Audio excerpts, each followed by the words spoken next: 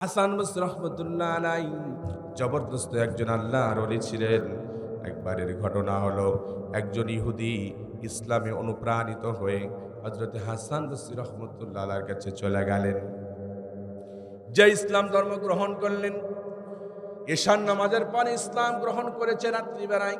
হযরত হাসান বসরি রহমতুল্লাহ আলাইহি বললেন, ও আল্লাহর গোলাম নও মুসলিম, তুমি তো ইসলাম ধর্ম গ্রহণ করলা।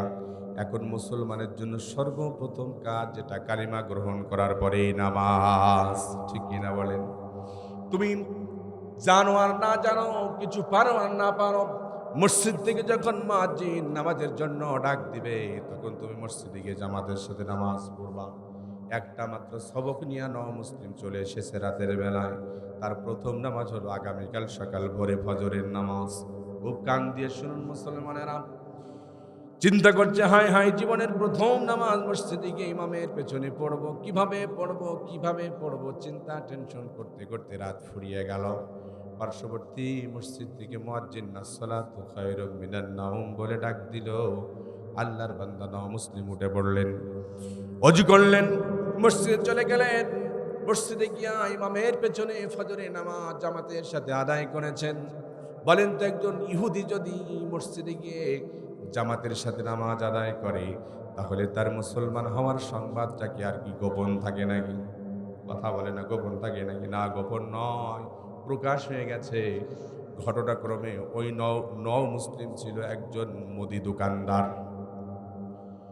মুদি দোকানদার ফজরে নামাজ পড়ে তার মুদি দোকানের পাল্লা খুলে বসে পড়েছেন, কিন্তু চতুর্দিকে ছিল ইহুদের বসবাস। তার কাস্টমার গুলো ছিল ইহুদি। ইহুদিরা বুঝতে পারল, আমাদের এই ইহুদি মুসলিম মুসলমান হয়ে গেছে, সুতরাং তোমরা কেউ এর দোকানে কেনাকাটা করবা না, এর একঘরি করে দাও, এর সাথে কেউ কথা বলবা না। সবাই তার দোকানে কেনাকাটা থেকে বয়কট করে দিল। আল্লাহর বান্দা মুসলিম বসে রয়েছেন, জোহর আজান দিবে দিবে এমন অবস্থায় একটা কাস্টমারও নাই। অন্যদিন এত বেচা কিনা হয়, কিন্তু আজকে মুসলমান হয়েছে বলে কেউ তার দোকানে কেনাকাটা করে না। আল্লাহর বান্দা মনটা খারাপ করে বসে রয়েছেন। মসজিদে জোহরের আজান দেবে দেবে এর পূর্ব মুহূর্তে একজন কাস্টমার চলে আসলো।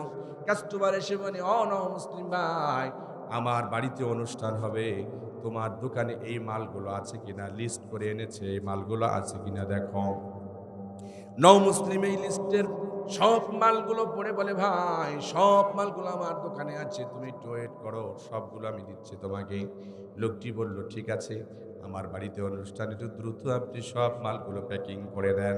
আউযু বিল্লাহি মিনাশ শাইতানির রাজিম। বিসমিল্লাহির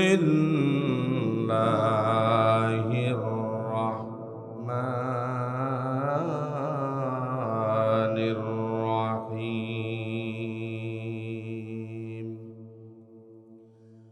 আল্লাযীনা ইউকিমুনাস সালাতা ওয়া মিম্মা রাযাকনাহুম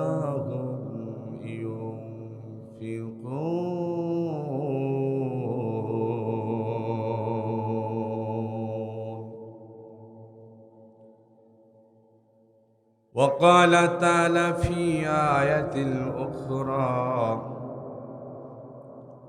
الذين ينفقون أموالهم بالليل والنهار سرا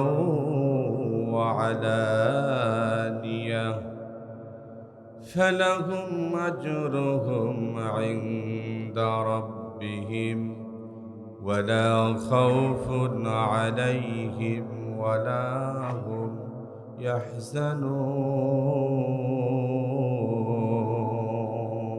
يحزنون. وقال رسول الله صلى الله عليه وسلم الصدقة ترد البلاء وتزيد في العمر وتمنع ميتة السوء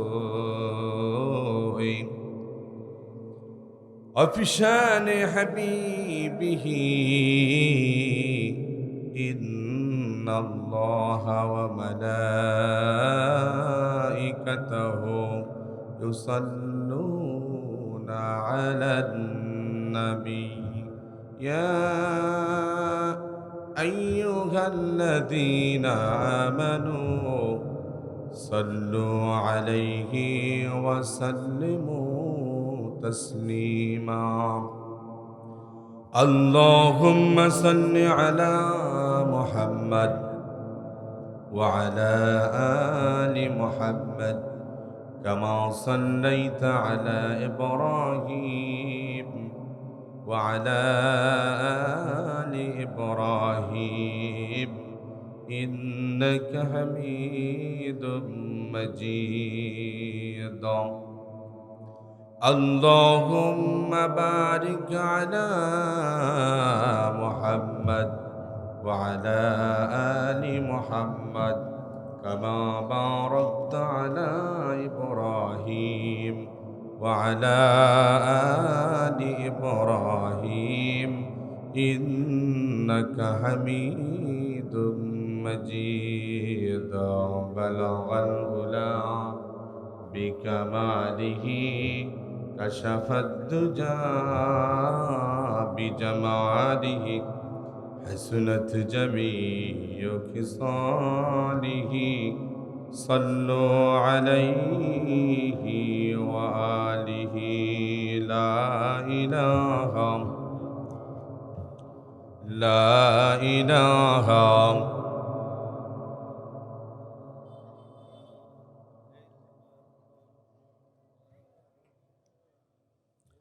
جر لا إله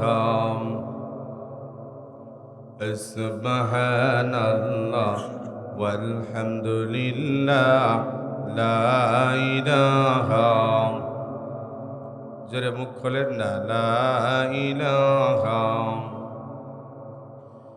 ঈমানের পথে অবিচল থেকে আমার মরণ যেন হয় ঈমানের পথে অবিচল থেকে আমার মরণ যেন হয় তোমারই কাছে মিনতি আমার তোমারই কাছে মিনতি আমার মহামহিম দয়াময় ঈমানের পথে অবিচল থেকে আমার মরণ যেন হয় ঈমানের পথে অবিচল থেকে আমার মরণ যেন হয় লা ইলাহা জোরে লা ইলাহা ইল্লাল্লাহ লা ইলাহা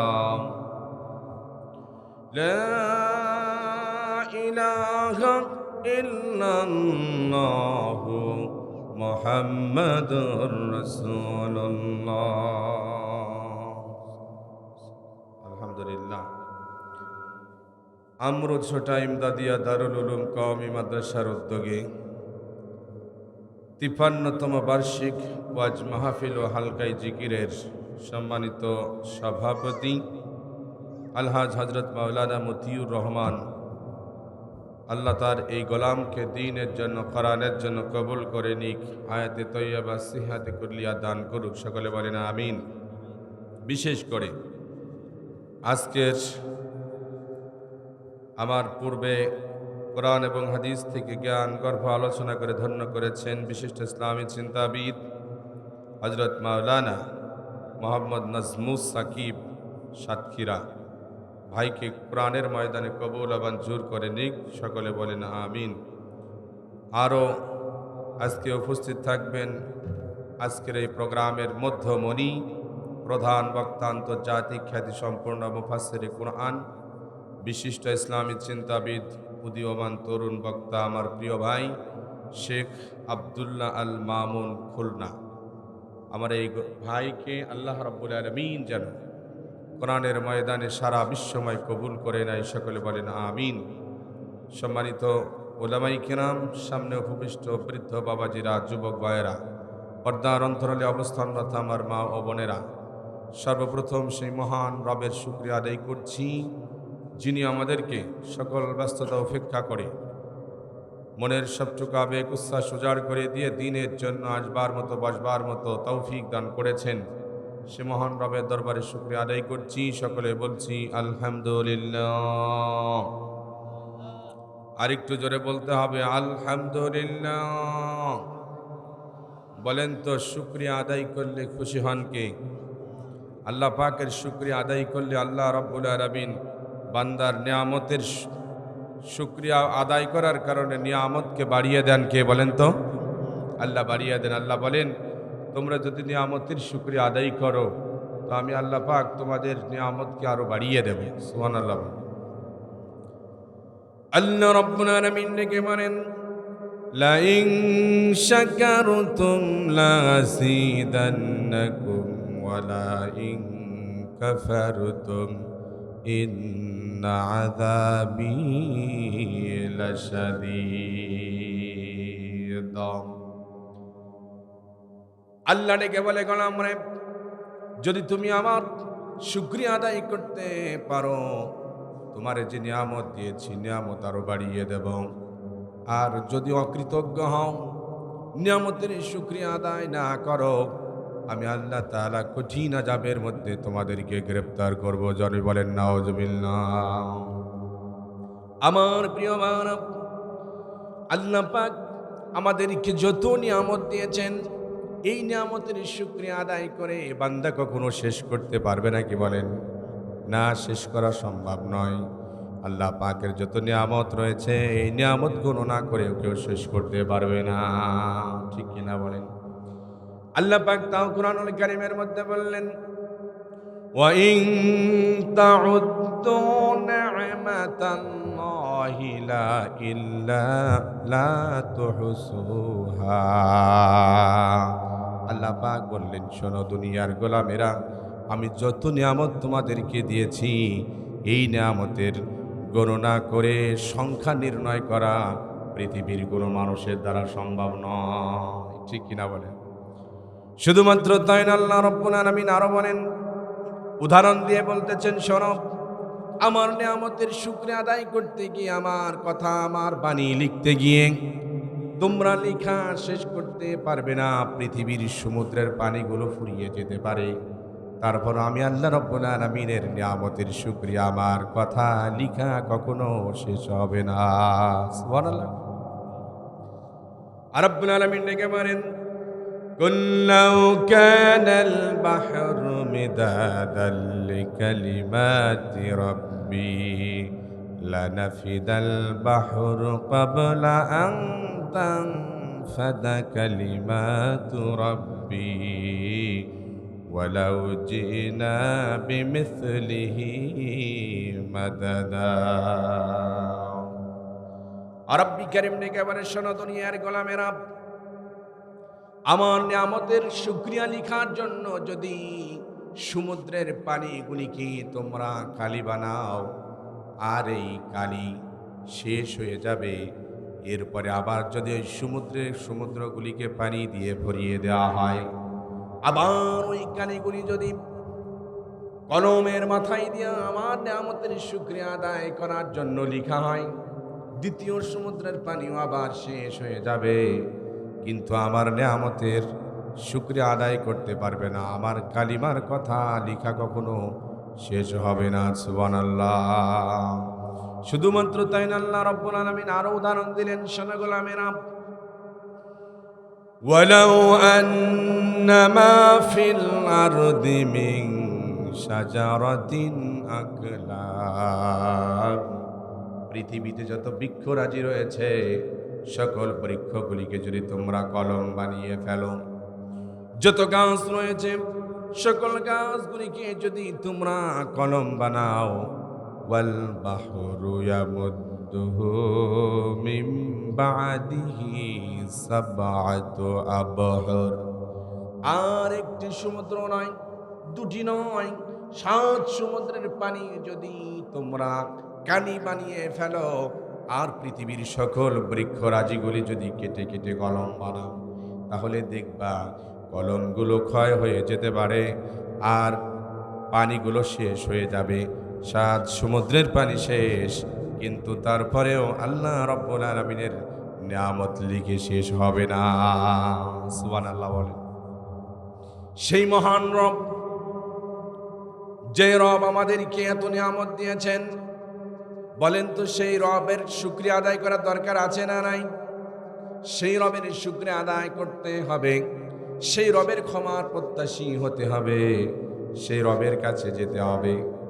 দুনিয়ার কোনো তন্ত্র মন্ত্র, দুনিয়ার কেউ আপনাকে মুক্তি দিতে পারবে না।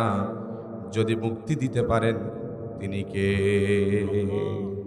সে আল্লাহ ডেকে বলে, দুনিয়ার মানুষেরা তোমরা কোথায় যাও, কি করে বেড়াও, আমার থেকে কত দূরে চলে যাও, কোন তন্ত্র মন্ত্র, কোন দল দলের পেছনে ঘুরে বেড়াও।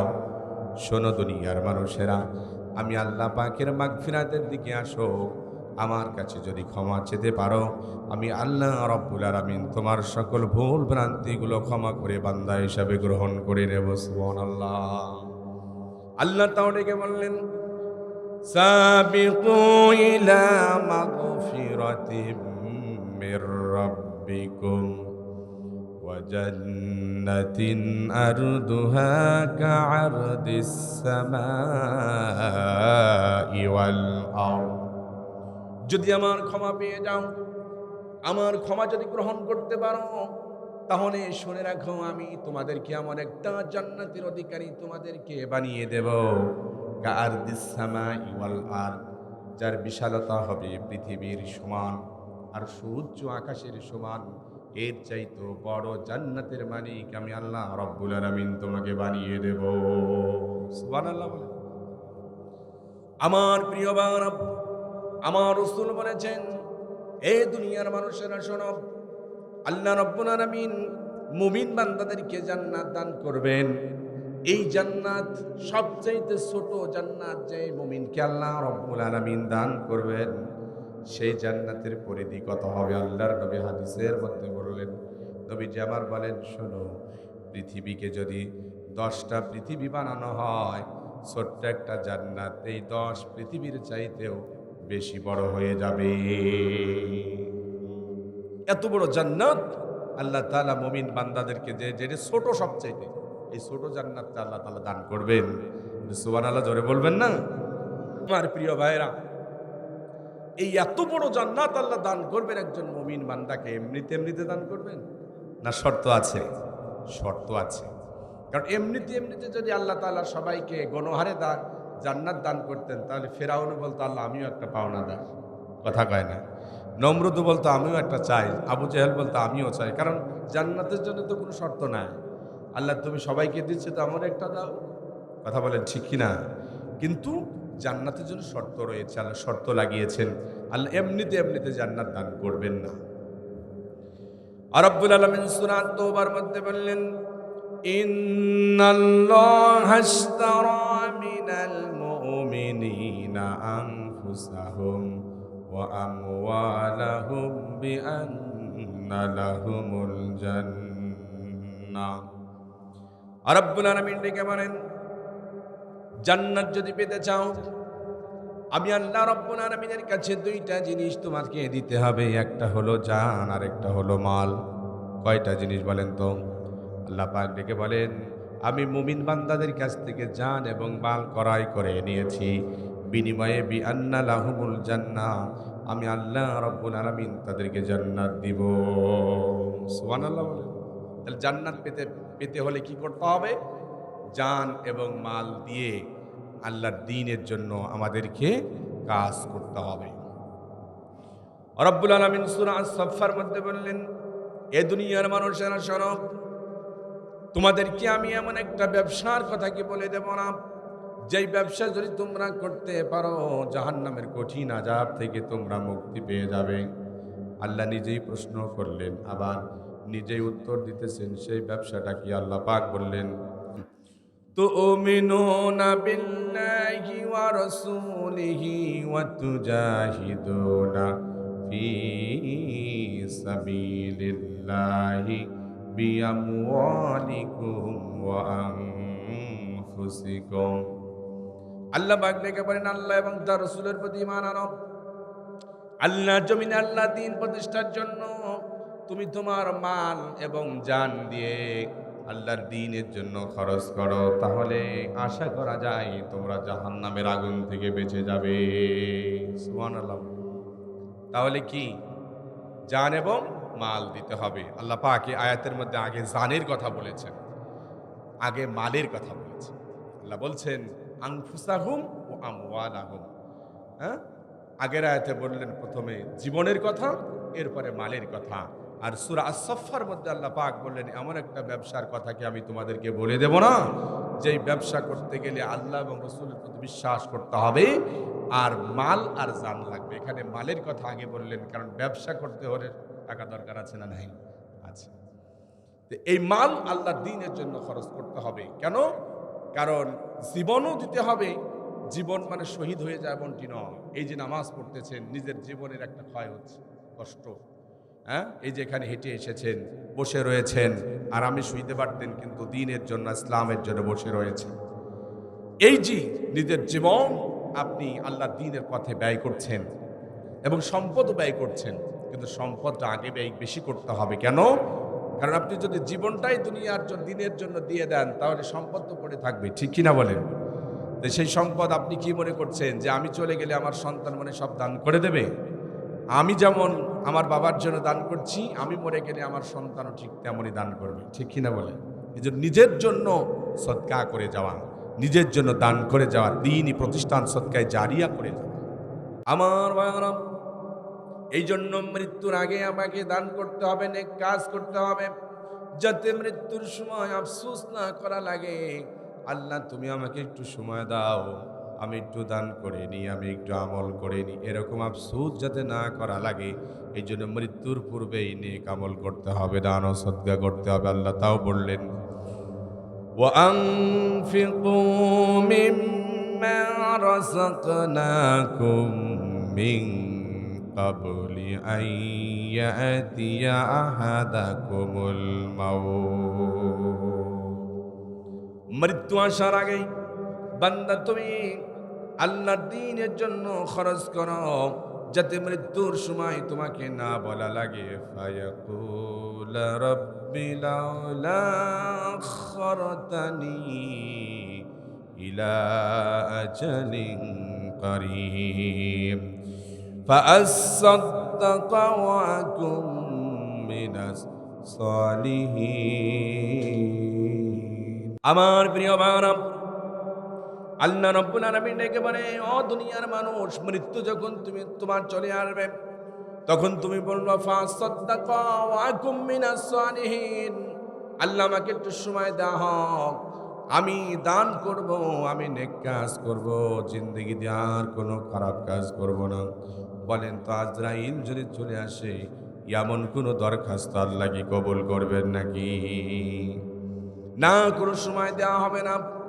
আল্লাহ পাক রব্বুল আলামিন কুরআনুল কারীমের মধ্যে তাও বললেন, ওয়ালাই ইউআখিরুল্লাহু নাফসান ইযা জাআ আজালুহা। মৃত্যু যখন চলে আসবে, এক সেকেন্ড বান্দা বেশিও বাঁচবে না, আবার এক সেকেন্ড আগেও তার জান কবজ করা হবে না। নির্ধারিত সময় আল্লাহ রাব্বুল আলামিন তার জানটা কবজ করে নেবেন। কোনো আবদার তখন চলবে না। এই জন্য নেক কাজ করতে হবে মৃত্যু বরণ করার আগেই, ঠিক কিনা বলেন? কারণ মৃত্যু আপনাকে হাতছানি দিয়ে ডাকবেই, যেখানে থাকেন না কেন সেখানে মৃত্যু আপনাকে ধরবে।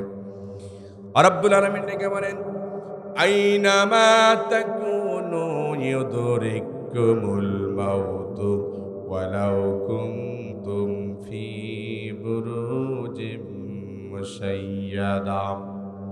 রব্বে কারীম ডেকে বলেন, সুদীর্ঘ দুর্গের ভিতরেও যদি তুমি থাকো, যেখানে বাতাস ঢুকতে পারে না, যেখানে কোনো পিপিলিকা ঢুকতে পারে না, এমন জায়গায় যদি তুমি থাকো, যদি লাইফ সাপোর্টের মধ্যে থাকো তুমি, সেখানেও মৃত্যু হাতছানি দিয়ে ডাকবে, ঠিক না? মরণ থেকে যতই পালাও, মরণ তোমায় লইবে ঘিরি, যদিও সুদূর আকাশ পানে পালাও সে তাই লাগায়া সিঁড়ি, যদিও সুদূর আকাশ পানে পালাও সে তাই লাগায়া সিঁড়ি। আকাশে পালাও, সমুদ্রের ভিতরে পালাও, যেখানে পালাও না কেন সেখানেই মৃত্যু হাতছানি দিয়ে ডাকবে, ঠিকই না? এজন্য আমার প্রিয় ভাইরা, মৃত্যু আসার আগে আমাদেরকে প্রস্তুতি গ্রহণ করতে পারেন না, দিনের জন্য দান করতে হবে। এখন বলবেন, হুজুর আমি গরিব মানুষ, আমি কি দান করব?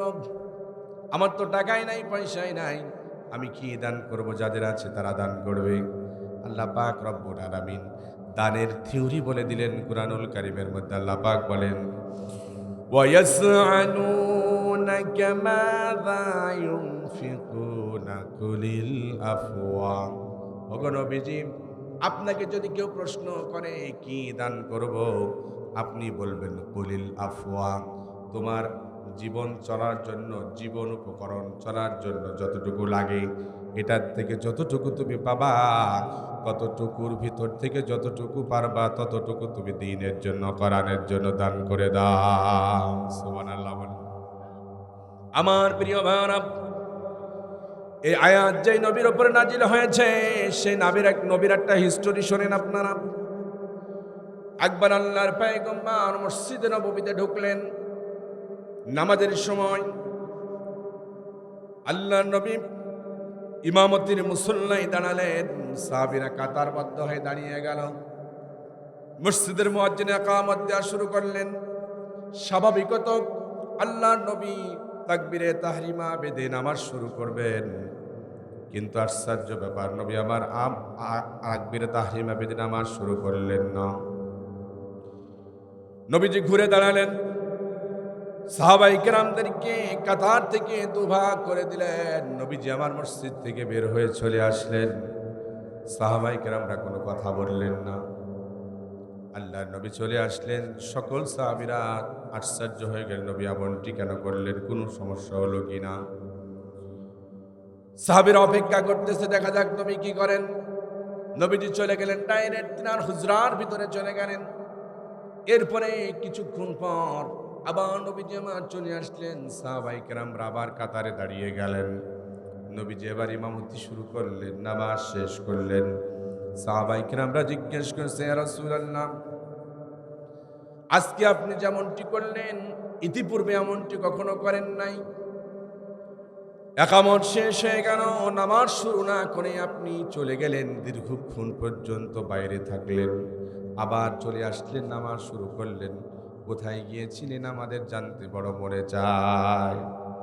আল্লাহ নবী বললেন, সাহাবীরা শোনো, মসজিদের মুয়াজ্জিন যখন ইকামত শেষ করলো, আমি যখন নামাজে দাঁড়াবো তাকবীরে তাহরিমা বেঁধে, ওই সময় আমার মনের মধ্যে, আমার ব্রেনের ভিতরে কাজ করলো, আজকে আমার ঘরের ভিতরে কিছু অতিরিক্ত দিনার বা দিরহাম রয়েছে, যেই দিনার আর দিরহাম না হলেও আমার নবী আজকে আমার ঘরের সংসার চলবে, কোনো সমস্যা হবে না। অতিরিক্ত টাকা, এই অতিরিক্ত টাকা আমার ঘরের ভিতরে মজুদ রেখে আমি তোমাদের ইমামতি করার জন্য সূরা ফাতিহা যখন বলবো, ইয়্যাকা না'বুদু ওয়া ইয়্যাকা নাস্তাঈন, আল্লাহ তোমার ইবাদত করি, তোমার কাছে চাই, এই কথা আমি কেমনে বলবো? কারণ হলো আমার ঘরের ভিতরে এখনো অতিরিক্ত কিছু দিনার বা দিরহাম রয়ে গেছে, যেগুলো আমি ঘরের ভিতরে রেখে আমি কি করে বলবো আল্লাহ আমি তোমার কাছে চাই,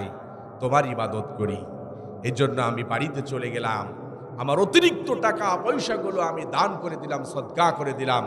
আগামীকাল কি খাবো আর কি পরবো, এই চিন্তা টেনশন আমি নবী করি না। সুবহানাল্লাহ বলেন। আমার প্রিয় ভাইরা, নবীজি আমার দান করে দিলেন। এরপরে এসে বলেন, আমি এবার আল্লাহর কাছে ডেকে বললাম, আল্লাহ ইয়্যাকা না'বুদু ওয়া ইয়্যাকা নাস্তাঈন, তোমার ইবাদত করি, তোমার কাছেই চাই। কিন্তু আমার সমাজের অনেক মানুষ আছে যাদের কোটি কোটি টাকা দ্বীনের জন্য, ইসলামের জন্য, কোরআনের জন্য দান করতে চায় না। হ্যাঁ, কিন্তু নামাজ পড়তে গিয়ে নামাজের মধ্যে বলে ইয়্যাকা না'বুদু ওয়া ইয়্যাকা নাস্তাঈন, তোমার ইবাদত করি, তোমার কাছে চাই। কোটি কোটি টাকা আল্লাহ দিয়েছেন, এরপরও চাচ্ছে কিন্তু দিচ্ছে না। ঠিক কিনা বলেন? দ্বীনের জন্য খরচ করতে চায় না। সম্পদ দিয়েছি, তোমরা তোমাদের হাতকে গুটিয়ে রেখো না, প্রসারিত করে দাও। আল্লাহ পাক বলেন, ওয়ালা তাজআল ইয়াদাকা মাগলুলাতান ইলা উনুকিকা, তোমরা তোমাদের হাত গলার সাথে বেঁধে রেখো না, তোমরা হাতকে প্রসারিত করে দাও। আল্লাহ পাক রব্বুল আলামিন তোমাকে যতটুকু সামর্থ্য দিয়েছেন সেই সামর্থ্য মোতাবেক তোমরা দান করো। তবে মনে রেখো, দান করার ক্ষেত্রে কিন্তু হালাল জিনিস দান করতে হবে। ঠিক কিনা? আমার সমাজের অনেক দুর্নীতিবাজ আছে না, 1 লাখ টাকা দুর্নীতি করেছে, সুদ খেয়েছে 1 লাখ টাকা, এটাকে হালাল করার জন্য মসজিদে 10,000 টাকা দিয়ে দেয়। হ্যাঁ, 20,000 টাকা মাদ্রাসায় দান করে বাকিগুলো হালাল করতে চায়। বলেন তো, এরকম মানুষ সমাজের ভিতরে আছে না নাই? হালাল হারাম জিনিস কখনো এভাবে হালাল করা সম্ভব নয়। এই জন্য দান করতে হবে কি? হালাল জিনিস আল্লাহর দরবারে দান করতে হবে। কারণ রাসূল বলেন, ইন্নাল্লাহা তাইয়্যিবুন, আল্লাহ পাক পবিত্র, লা ইয়াকবালু ইল্লা তাইয়্যিবা, পবিত্র জিনিস ছাড়া আল্লাহ রাব্বুল আলামিন কবুল করবেন। আমার প্রিয় ভাইরা, যদি আল্লাহর দ্বীনের জন্য, কোরআনের জন্য আপনি দান করতে পারেন, আল্লাহ রাব্বুল আলামিন বলেন, শোনো দুনিয়ার মানুষেরা, তুমি যা দান করবে এটা তো তোমার জন্যই থাকবে। দুনিয়াতে রেখে গেলে যা তোমার সম্পদগুলি সব তোমার সন্তানগুলি মালিক হয়ে যাবে, কিন্তু তুমি যতটুকু দান করবা এইটুকুই তোমার সঙ্গে যাবে। আল্লাহ নবী বলেন, শোনো এ আমার উম্মতেরা, মানুষ যখন মারা যায়, এই মানুষকে যখন কবর পর্যন্ত নিয়ে যাওয়া হয়, 3 শ্রেণীর মানুষ, 3টা জিনিস যায় তার সাথে। একটা যায় তার আত্মীয় স্বজন, ছেলে সন্তান, কবর পর্যন্ত যায় দুমুঠো মাটি দেওয়ার জন্য। 2 নম্বর, অদৃশ্যভাবে সে যে পৃথিবীতে যত সম্পদ কামাই করেছে সম্পদ তার সাথে যায়। 3 নম্বর, সে যত আমল করেছে আমলগুলো যায়। নবীজি আমার বলেন, কবরস্থ যখন করা হয়ে যায়, 2টা জিনিস চলে আসে, আর একটা জিনিস ওই মাইয়েতের সাথে থেকে যায়। 2টা জিনিস যা চলে আসে, সন্তান বলেন, আত্মীয় স্বজন বলেন, কবর ছেড়ে চলে আসে। ঠিক কিনা বলেন? 2 নম্বর, সে যত সম্পদ কামাই করেছে সব সম্পদগুলো অদৃশ্যভাবে তাকে রেখে চলে আসে। কিন্তু 3 নম্বর যেইটা, সেটা হলো আমল। আল্লাহ নবী বলেন, আমল ওই বান্দার সাথে কবরের মধ্যে থেকে যায়। দান সদকা যা করেছে তার সাথে সে থেকে যাবে। সেটা সে দুনিয়াতে যত নেক আমল করেছে সেই নেক আমলগুলো তার জন্য থেকে যাবে। এজন্য দান করতে হবে কাকে খুশি করার জন্য? আল্লাহকে খুশি করার জন্য। অনেকে আবার দান করে মানুষকে দেখানোর জন্য না, খুশি করতে হবে কাকে? আল্লাহকে। আল্লাহ পাক সেটাও বললেন, ওয়ামা তুনফিকুনা ইল্লা ইবতিগা ওয়াজহিল্লাহ, বান্দা দান করো একমাত্র আল্লাহকে খুশি করার জন্য, দুনিয়ার কোনো মানুষকে দেখানোর জন্য নয়, দুনিয়াতে কাউকে খুশি করার জন্য নয়।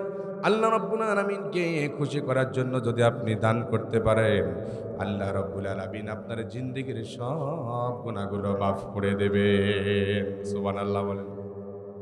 আর রাব্বুল আলামিন একেবারে শোনো দুনিয়ার মানুষেরা, আল্লাযীনা ইউনফিকুনা আমওয়ালাহুম বিল্লাইলি ওয়ান নাহার, যারা রাতে এবং দিনে, রাতের আধারেও দান করে, আবার দিনের বেলায়ও মানুষেরা দান করে, সিররাও ওয়া আলানিয়া, গোপনেও দান করে, আবার প্রকাশ্যেও দান করে।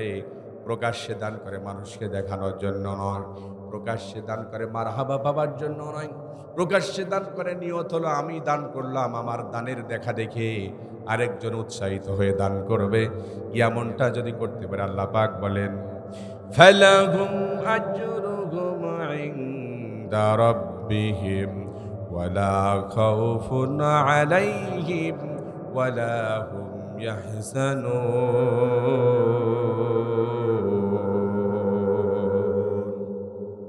আল্লাহ পাক ডেকে বলেন, তাদেরকে পরিপূর্ণ প্রতিদান আল্লাহ রাব্বুল আলামিনের কাছে দেয়া হবে। আর শুধু তাই না, আল্লাহ শেষের দিকে বললেন, ওয়ালা খাউফুন আলাইহিম ওয়ালা হুম ইয়াহজানুন। ওই বান্দার কোনো টেনশন থাকবে না, ওই বান্দার কোনো চিন্তা থাকবে না। হাসরের ময়দানে মানুষগুলি যখন চিন্তায় বিভোর থাকবে, টেনশনে থাকবে, ওই বান্দার কোনো টেনশন সেদিন থাকবে না, চিন্তাও থাকবে না। সুবহানাল্লাহ। আমার প্রিয় ভাইরা, হাসরের ময়দানে মানুষগুলি কত চিন্তার, কত টেনশনের মধ্যে থাকবে, আল্লাহ রাব্বুল আলামিন তাও বলে দিলেন কুরআনুল কারীমের মধ্যে, ইয়াউমা ইয়াফিরুল মারউ মিন আখিহি ওয়া উম্মিহি ওয়া আবিহি ওয়া সাহিবাতিহি ওয়া বানিহি। আল্লাহ পাক ডেকে বলেন, শোনো দুনিয়ার মানুষেরা, হাসরের ময়দানে এত বিভীষিকাময় মুহূর্ত হবে যেদিন তার মা, তার বাবা, তার সন্তান, ভাই, নিজের বিবি পর্যন্ত তাকে দেখে পলায়ন করবে, কেউ কারোর কোনো পরিচয় দিবে না। গোলামেরা একটা কথা বলে শোনেন, আল্লাহর পয়গম্বর উদাহরণ দিতে গিয়ে বলেন, শোনো দুনিয়ার মানুষেরা, হাসরের ময়দানে একজন যুবকের এমন একটা দৃশ্য হবে, যেই যুবকের হিসাব নিকাশ হয়েছে, একটা মাত্র নেকি কম পড়েছে, এই একটা নেকি যদি সে ম্যানেজ করতে পারে সে চলে যাবে জান্নাতে, আর যদি একটা নেকি না ম্যানেজ করতে পারে সে চলে যাবে জাহান্নামের মধ্যে। এবার রবকে ডেকে বলবে, আল্লাহ, একটা নেকির কারণে আমি জাহান্নামের মধ্যে চলে যাই, আমাকে একটু অবকাশ দেওয়া হোক, একটু সময় দেওয়া হোক। হাসরের ময়দানে আমার কত আত্মীয় রয়েছে, কত আপনজনেরা রয়েছে, আমি তার কাছে যাব, তার কাছে যদি খুলে বলি একটা নেকি তারা আমাকে দিবে, একটা নেকি যদি আমি ম্যানেজ করতে পারি তাহলে জাহান্নাম থেকে বেশি জান্নাত পেয়ে যাব। আল্লাহ রাব্বুল আলামিন বলবে, ঠিক আছে বান্দা, তুমি যাও, তোমাকে অবকাশ দেওয়া হলো, যাও তুমি খুঁজে পাও কিনা দেখো। ওই বান্দা খুঁজতে থাকবেন, কাকে পাবেন কাকে পাবেন না, কেউ তার পরিচয় দিয়েই না, সবাই তাকে দেখে দূর থেকে পালিয়ে যায়, কেউ তার সামনে আসতে চায় না। হঠাৎ করে মায়ের সামনে চলে যাবে, মা আর পলাতে পারবে না, সামনে সামনে দেখা হয়ে যাবে। সন্তান ডেকে বলবে, মা গো, ও মা, আমি তো তোমার সেই সন্তান, যেই সন্তানকে দুনিয়াতে মানুষ করতে গিয়া কত কষ্ট করেছ, নিজে না খেয়ে আমারে খাওয়াইছ, নিজে পরিধান না করে আমারে পরাইছ, অসুস্থ হয়ে গেলে পারে সারা রাত্র আমার সেবা শুশ্রূষা করেছো, ঘুমাও নাই তুমি, সেই সন্তান আমি মা। একটা নেকির কারণে তোমার এই সন্তান জাহান্নামের আগুনের মধ্যে জ্বলবে গো মা। দুনিয়াতে তো কোনো কষ্ট আমারে তুমি সহ্য করতে পারো নাই, একটা নেকি কি দেওয়া যায় না? একটা নেকি যদি দাও মা, আমি জান্নাতে চলে যেতে পারবো, সুখে থাকতে পারবো। আল্লাহর পয়গম্বর বলেন, শোনো ও উম্মতেরা, সেই দিন মা কি জবাব দেবে একটু কান পেতে শুনে রাখো। মা সেদিন বলবে, কে তুমি? তোমাকে তো আমি চিনি না, সন্তান বলে তুমি কিভাবে দাবি করছো? দুনিয়াতে তো আমি বিয়েই করি নাই, আমার সন্তান কোথা থেকে আসবে? নিজের কলিজার টুকরা সন্তানকে পর্যন্ত যেই মা ভুলে যাবে, ওই সন্তানকে একটা নেকি দিতে চাবে না। সেই বিভীষিকাময় মুহূর্তে আল্লাহ পাক বলেন, ওয়ালা খাউফুন আলাইহিম ওয়ালা হুম ইয়াহজানুন। তুমি যদি নিজের সম্পদ থেকে দান করতে পারো, তোমার কষ্ট অর্জিত সম্পদ থেকে যদি আমার দিনের জন্য দান করতে পারো, আমি আল্লাহ পাক সেদিন তোমার সব টেনশন, সকল দুশ্চিন্তা মুক্ত করে তোমার জান্নাতে বাসী বানিয়ে দেব। সুবহানাল্লাহ বলেন। আমার প্রিয় ভাইরা, এই জন্য দান করতে হবে একমাত্র আল্লাহ রাব্বুল আলামিনকে খুশি করার জন্য। যদি দান করতে পারেন আল্লাহ পাককে খুশি করার জন্য, আল্লাহ রাব্বুল আলামিন খুশি হয়ে যাবেন, জীবনের গুনাহগুলো মাফ করে দেবেন। আল্লাহ পাক সূরা আনফালের মধ্যে এই দান সম্পর্কে কথা বলছেন। আল্লাহ পাক ডেকে বলছেন, যদি কোনো ব্যক্তি দান করতে পারে, আমি আল্লাহ রাব্বুল আলামিন 3টা পুরস্কার তারে দান করব। 2টা পুরস্কার আমি আল্লাহ রাব্বুল আলামিন আখিরাতের ময়দানে রেখে দেব, আর একটা পুরস্কার আমি আল্লাহ রাব্বুল আলামিন তাকে দুনিয়াতেই দান করব। সুবহানাল্লাহ বলেন। আল্লাহ পাক ডেকে বলেন, আল্লাযীনা ইউকিমুনাস সালাতা ওয়া মিম্মা রাযাকনাহুম ইউনফিকুন।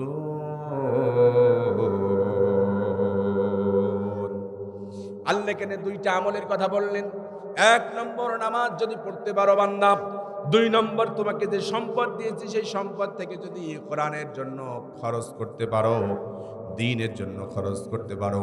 কাজ যদি দুইটা করো, একটা সার্টিফিকেট দেব, তিনটা পুরস্কার দেব। সুবহানাল্লাহ কোন সার্টিফিকেট আল্লাহ দেবেন। আল্লাহ বলেন উলাইকা হুমুল মুমিনুনা হাক্কা।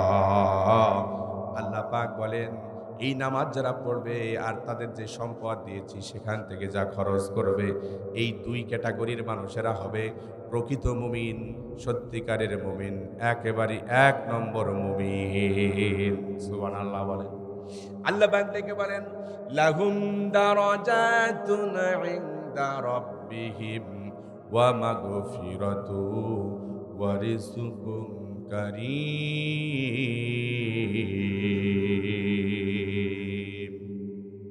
আল্লাহ পাক ডেকে বলেন দুইটা পুরস্কার দেব, সেটা হলো ওই বান্দার মর্যাদা আমি আল্লাহ রাব্বুল আলামিনের কাছে আমি বাড়িয়ে দেব। সুবহানাল্লাহ বলবেন না?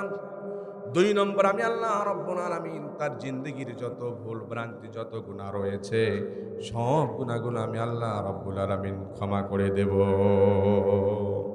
আর তিন নম্বর, আমি আল্লাহ রাব্বুল আলামিন ওর দুনিয়াতে রিজিকের অভাব দূর করে দেব। রিজিকের অভাব দূর করে দেবেন কে বলেন? শর্ত হলো নামাজ পড়তে হবে আর দ্বীনের জন্য দান করতে হবে। কিন্তু দুনিয়ার অনেক মানুষ রয়েছে যারা নামাজ পড়ে না, দুনিয়ার সম্পদ কামাইয়ের জন্য ব্যবসার মধ্যে ব্যস্ত থাকে, নিজের কৃষিকাজের মধ্যে ব্যস্ত থাকে, দুনিয়ার কাজের মধ্যে ব্যস্ত থাকে, নামাজ ঠিক রকম পড়ে না। এমন মানুষ সমাজে আছে না? না। কিন্তু আল্লাহ পাক বললেন শোনো, রিজিকের পেছনে ঘোরার দরকার নাই। যদি ঠিক রকম নামাজ পড়তে পারো তাহলে আমি আল্লাহ রাব্বুল আলামিন তোমাদেরকে রিজিকের অভাব দূর করে দেব। ও আমার প্রিয় ভাইরা, কেমনে আল্লাহ পাক রিজিকের অভাব দূর করে দেবেন একটা এক্সাম্পল শোনেন।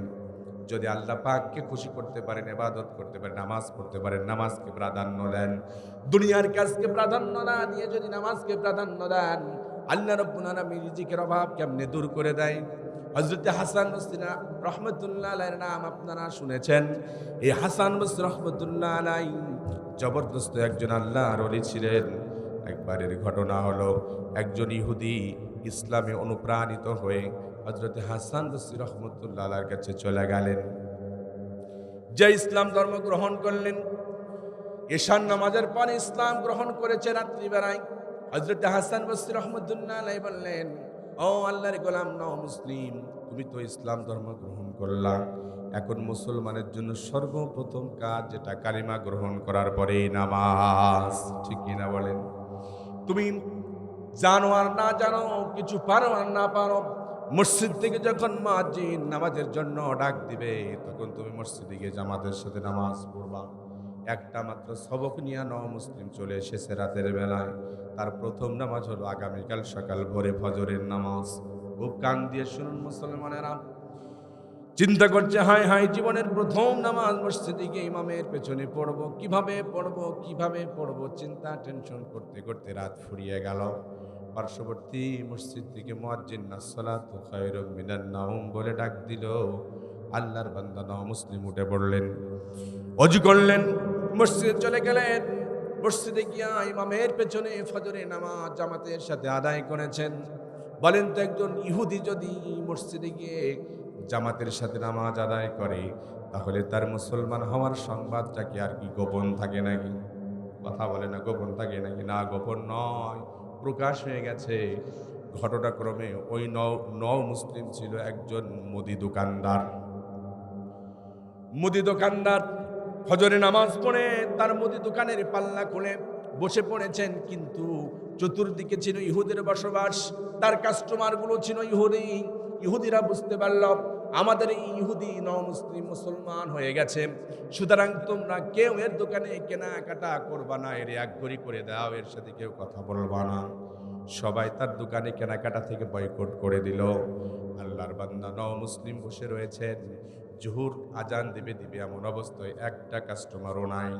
অন্যদিন এত বেচা কিনা হয়, কিন্তু আজকে মুসলমান হয়েছে বলে কেউ তার দোকানে কেনাকাটা করে না। আল্লাহর বান্দা মনটা খারাপ করে বসে রয়েছেন। মসজিদে জোহরের আজান দেবে দেবে এর পূর্ব মুহূর্তে একজন কাস্টমার চলে আসলো। কাস্টমার এসে বলে, ও নও মুসলিম ভাই, আমার বাড়িতে অনুষ্ঠান হবে, তোমার দোকানে এই মালগুলো আছে কিনা লিস্ট করে এনেছে, এই মালগুলো আছে কিনা দেখো। নও মুসলিম এই লিস্টের সব মালগুলো পড়ে বলে, ভাই সব মালগুলো আমার দোকানে আছে, তুমি একটু ওয়েট করো, সবগুলো আমি দিচ্ছি তোমাকে। লোকটি বলল, ঠিক আছে, আমার বাড়িতে অনুষ্ঠান, একটু দ্রুত আপনি সব মালগুলো প্যাকিং করে দেন। এবার শুনুন মুসলমানেরা, যখন ওই নও মুসলিম প্রথম মালটা আপনার তাক থেকে আনতে গিয়েছেন, হাত দিবেন এমন অবস্থায় পার্শ্ববর্তী মসজিদ থেকে মুয়াজ্জিন আযান শুরু করে দিয়েছে। আল্লাহু আকবারের ধ্বনি এসে গেছে। হাইয়া আলাস সালাহ হাইয়া আলাল ফালাহ বলে ডাক যখন শুরু করেছে, নও মুসলিম মালে হাত দিলেন না, হাতটা রিটার্ন করলেন। এবার ডেকে বলেন, কাস্টমার ভাই, আমি তো দুঃখিত হয়ে গেলাম, এখন তো মসজিদ থেকে আমার আল্লাহ নামাজের জন্য আমারে ডাকছে, আমি তো দুনিয়ার আর কোনো কেনাকাটা, কোনো বেচা কেনা, কোনো কাজ করতে পারবো না, এখন আমি সব বন্ধ করে দিয়ে মসজিদে আল্লাহর পায়ে হাজিরা দিব। সুবহানাল্লাহ বলবেন না? খুব কান পেতে শুনুন মুসলমানেরা, এ মুসলমান হয়েছে এখনো একদিন পূর্ণ হয় নাই, রাতের বেলা মুসলমান হয়েছে এখনো 24 ঘন্টা পূর্ণ হয় নাই। এর ইমানটা কত বড় আর আমার ইমানটা কত বড়, একটু কম্পেয়ার করে দেখেন। আমার প্রিয় ভাইরা, কাস্টমার বলল, ভাই তুমি যদি এই মুহূর্তে আমাকে মাল না দাও, আমার লিস্টটা তুমি আমাকে ফেরত দিয়ে দাও, তোমার জন্য আমি অপেক্ষা করব না, আমার বাড়িতে অনুষ্ঠান। কিন্তু নও মুসলিম বলল, ভাই শোনো, তুমি যদি আমার দোকান থেকে কেনাকাটা নাও করো, তারপরেও আমি আর কোনো বেচা কেনা করতে পারবো না, আমি মসজিদে চলে যাব, আমি সিজদায় লুটিয়ে পড়বো, আমার আল্লাহকে খুশি করব। আমরা যারা নামাজ পড়ি, নামাজ যারা পড়ে না তাদের কথা বাদ, আমরা যারা নামাজ পড়ি, আমরাও হয়তো বলতাম যে সকাল থেকে জোহর পর্যন্ত কোনো বেচা কিনা নাই, একটা কাস্টমার এসে বেচা কিনা করেনি, প্রয়োজনে একা একা নামাজ পড়িয়ে নেব। কথা বলেন ঠিক কিনা? কিন্তু তার একদিনও এখনো পড়তে হয় না ইমান গ্রহণ করা। তার ইমানটা কত শক্তি করে দিয়েছেন আল্লাহ। পরীক্ষা নিচ্ছেন, বান্দা তুমি দুনিয়ার কাজকে প্রাধান্য দাও নাকি আমার নামাজকে তুমি প্রাধান্য দাও। বান্দা উত্তীর্ণ হতে যাচ্ছে। পার্শ্ববর্তী ইহুদিরা মস্কারি করতে লাগলো আর বলতে লাগলো, দেখো কোন ধর্ম গ্রহণ করেছে, সকাল থেকে জোহর পর্যন্ত কোনো বেচা কেনা নাই, মাত্র একটা কাস্টমার পেল, তাও বেচা কেনা করতে পারলো না। ঠাট্টা করে, মস্কারি করে। কিন্তু আল্লাহর গোলাম নও মুসলিম কোনো ঠাট্টা মস্কারিকে পরোয়া করলেন না, দোকানটা বন্ধ করে চলে গেলেন মসজিদে নামাজের জন্য। সুবহানাল্লাহ বলেন। আল্লাহর বান্দা নামাজ পড়েছে, আবার দোকানে এসে দোকান খুলেছে। এবার আল্লাহ তাআলা তার পরীক্ষা নেওয়া হয়ে গেছে। এবার দেখেন আল্লাহ তাআলা তাকে পুরস্কৃত করবেন। জোহরের নামাজ পর আল্লাহ বান্দা দোকান খুলেছেন, ঈশা পর্যন্ত নামাজের সময় নামাজ পড়েছেন, আবার এসে দোকান খুলে বেচা কেনা করেছেন। ঈশার নামাজ পর আল্লাহর বান্দা হিসাব করে দেখলেন, ওই জোহরের পর থেকে এমন উপসে পড়া কাস্টমারের ভিড় আল্লাহ জমায়ে দিয়েছেন যে এক মাসে এত বেচা কিনা হয় নাই। জোহর থেকে ঈশা পর্যন্ত বান্দার দোকানে এত বেচা কিনা আল্লাহ দিয়েছেন। সুবহানাল্লাহ বলেন। এবার আল্লাহর বান্দা ঈশা নামাজ পড়ে দ্বিতীয় দিন আবার ওই হাসান বসরি রহমতুল্লাহ আলাইহির কাছে যাচ্ছেন, দরবারের মধ্যে ঢুকবেন। ভিতর থেকে হাসান বসরি রহমতুল্লাহ আলাইহি আল্লাহর ওলি ডেকে বলছেন, ও নও মুসলিম, তুমি আজকে বড্ড খুশি তাই না? নও মুসলিম বলে, জি হুজুর। হাসান বসরি রহমতুল্লাহ আলাইহি ডেকে বলে, ও নও মুসলিম, তুমি আজকে যে বেচা কিনা করেছো, এক মাসেও এত বেচা কিনা করো না তাই না? নও মুসলিম বলছেন, জি হুজুর। তবে হুজুর প্রশ্ন থেকে গেল, আমি যে এক মাসে এত বেচা কিনা করি নাই, এই হিসাব তো আমি কাউরে দিই নাই, আপনি কেমনে জানলেন আমাকে বলেন। হাসান বসরি রহমতুল্লাহ আলাইহি ডেকে বলে, ও নও মুসলিম, আল্লাহ পাকের নবীদের কাছে আল্লাহ পাক ওহী পাঠান, কিন্তু আল্লাহর ওলিদের কাছে আল্লাহ রাব্বুল আলামিন কিছু ইলহাম দেন। ইলহামগুলো হৃদয়ের ভিতরে এলকা করে দেন, কিছু না কিছু বুঝতে পারে। ও নও মুসলিম শোনো, তুমি যে নামাজকে প্রাধান্য দিয়েছ, কাস্টমারের বেচা কিনাকে প্রাধান্য দাও নাই। আল্লাহ পরীক্ষা করেছেন, পরীক্ষায় তুমি পাস করেছ। জোহরের পরে তোমার দোকানে যারা কাস্টমার সেজে কেনাকাটা করতে এসেছিল, তাদের কাউকে কি তুমি চেনো নাকি বলো? মুসলিম বলে, না হুজুর, চতুর্দিকে ইহুদির বসবাস, তারা তো আমাকে বয়কট করেছে, কেউ কেনাকাটা করে নাই। আমার মনে হয় এরা পার্শ্ববর্তী গ্রাম থেকে এসে কেনাকাটা করেছে। আল্লাহর ওলি ডেকে বলে, না রে গোলাম না, ও মুসলিম, আল্লাহ রাব্বুল আলামিন তোমার প্রতি খুশি হয়েছেন, টাটকা পুরস্কার দিয়েছেন। আল্লাহ পাক ওয়াদা করেছেন, যদি কেউ নামাজ আদায় করে, আমি আল্লাহ তাআলা দুনিয়াতে তার রিজিকের অভাব দূর করে দেব। তোমার দোকানে যেই সমস্ত অচেনা কাস্টমার গুলো দেখেছো, এগুলো পার্শ্ববর্তী কোনো গ্রাম থেকে আসে নাই। এইগুলো মানুষ বেশি ফেরেশতা আল্লাহ রাব্বুল আলামিন আসমান থেকে তোমার দোকানে পাঠিয়ে দিয়েছে, তোমার দোকানে কেনাকাটা করে তোমার রিজিকের ব্যবস্থা করে দিয়েছে। আল্লাহু আকবার! কি আল্লাহ পারে কি পারে না? এই জন্য আল্লাহ দ্বীনের জন্য খরচ করা, নামাজ আদায় করা। আল্লাহ পাক রব্বুল আলামিন তিনি রিজিকের জন্য কোনো শর্ত আরোপ করেন নাই, শুধু চেষ্টা করতে হবে। আল্লাহ তাআলা যার যতটুকু রিজিক পরিমিত করেছেন, এই রিজিক আল্লাহ তাআলা যেভাবেই হোক দিবেন। আল্লাহ নবী হাদিসের মধ্যে বলেন, ও দুনিয়ার উম্মতেরা শোনো, রিজিক আল্লাহ পাক যাকে যতটুকু দিয়েছেন, এই রিজিক তার পেছনে পেছনে ঘুরে, তাকে কখন এই রিজিক তাকে কখন যাবে তার কাছে, রিজিক তার পেছনে পেছনে ঘরে। কিন্তু দুনিয়ার মানুষ বোঝে না, সব কিছু ফেলে দিয়ে আল্লাহকে ভুলে গিয়ে তারা রিজিকের পেছনে ঘুরতে থাকে। ঠিক কিনা বলে? যাকে যতটুকু আল্লাহ পাক রিজিক দিয়েছেন, এই রিজিক সে ততটুকু পাবে, এটা থেকে কেউ কেউ কেড়ে নিতে পারবে না। আমার ভাইরা, এই জন্য ইবাদত করতে হবে আল্লাহ, রিজিক দিবেন আল্লাহ। আল্লাহ নবী মুহাম্মদুর রাসূলুল্লাহ সাল্লাল্লাহু আলাইহি ওয়াসাল্লাম তখনও দুনিয়াতে বেঁচে আছেন। মসজিদে নববীতে ইয়ামান থেকে ৩০০ জন একটা কাফেলা নবীজির কাছে আসলো। নবীজিকে দেখার জন্য এসেছে। নবীজির নাম শুনেছে কিন্তু দেখে নাই কখনো। নবীজিকে দেখার জন্য এসেছে। নবীজির কাছে আসার পর তার কথায় মুগ্ধ হয়ে ৩০০ জনের কাফেলা ইসলাম ধর্ম গ্রহণ করে ফেলল। সুবহানাল্লাহ বলেন। ৩০০ জন কাফেলা মুসলমান হয়ে গেলেন। ওরা চিন্তা করলো, আমরা যদি এই মুহূর্তে চলে যাই, ইসলাম কিভাবে মানতে হয়, ইসলামের শরিয়া মোতাবেক কিভাবে নামাজ পড়তে হয়, কোরআন কিভাবে পড়তে হয়, আমরা তো কিছু জানি না, মূর্খ মানুষ। আমরা যদি কিছুদিন এখান থেকে যেতে পারি, তাহলে কিছু না কিছু শিখতে পারবো। নবীজিকে বললেন, ওগো নবীজি, আমরা কিছুদিন এখানে থাকতে চাই, তবে আমরা তো প্রস্তুতি গ্রহণ করে আসি নাই। আমাদের কিছু লোককে আমরা আমাদের দেশে পাঠিয়ে দেব কিছু খাবার আনার জন্য, আর আমাদেরকে থাকার জন্য ব্যবস্থা করে দেন। নবীজি আমার মসজিদে নববী থেকে ৮ কিলোমিটার দূর সুন্দর একটা জায়গা তাঁবু বানিয়ে থাকার জন্য তাদের ব্যবস্থা করে দিলেন। নবীজি আমার বললেন, ও ইয়ামানবাসী শোনো, যদি কখনো কোনো বিপদের মধ্যে তোমরা পড়ে যাও, যদি কোনো কিছুর প্রয়োজন হয়, তাহলে আমি নবীকে জানাবা, আমি তোমাদের সেটা পূরণ করে দেব। এবারে ইয়ামানবাসী চলে গেলেন, কিছু লোক বাড়িতে গ্রামে চলে গেলেন, দেশে চলে গেলেন খাদ্য আনার জন্য। এবার ওনারা ওখানে তাঁবু পেতে রয়েছেন। একদিনের ঘটনা হলো এমন, তারা দেখতেছে তাদের কাছে যে খাবার রয়েছে সকালবেলা হবে, আবার সন্ধ্যাবেলার খাবার তাদের দেশ থেকে চলে আসবে, কিন্তু খাবার নাই, দুপুরের খাবার তাদের কাছে নাই। সকালের খাবার আছে, রাত্রের খাবার বাড়ি থেকে দেশ থেকে চলে আসবে এমন একটা খবর তাদের কাছে আছে, কিন্তু খাবার নাই, দুপুরের খাবার তাদের কাছে নাই। তারা চিন্তা করল, এক বেলা না খাইলে যুবক মানুষ তাদের কিছু হবে না ঠিক, কিন্তু ছোট্ট ছোট্ট শিশুরাও ছিল এর মধ্যে, বৃদ্ধ অসুস্থ মানুষও ছিল, তাদের তো সমস্যা হয়ে যাবে। আবার অপরদিকে আল্লাহ নবী বলেছেন, কোনো কিছুর প্রয়োজন যদি হয় তাহলে তোমরা আমাকে জানাবা। এবার এরা পরামর্শ করলো, তাহলে নবীকে একটু জানায় দাও দুপুরের কোনো খাবারের ব্যবস্থা আল্লাহর নবী করতে পারে কিনা। কে যাবে? একজন সাহাবী, তার নাম ছিল আব্দুল্লাহ শাহরি রাদিয়াল্লাহু তাআলা আনহু। একে পাঠানো হলো। আব্দুল্লাহ শাহরি চলে গেলেন নবীজির দরবারে। যে দেখেন নবীজি আমার মসজিদ নববীর ভিতরে তিনি সাহাবায়ে কেরামদেরকে নসিহত করছেন, কোরআনের আয়াত পড়ে নসিহত করছেন। কোরআনের আয়াত পড়লেন, ওয়ামা মিন দাব্বাতিন ফিল আরদি ইল্লা আলাল্লাহি রিজকুহা।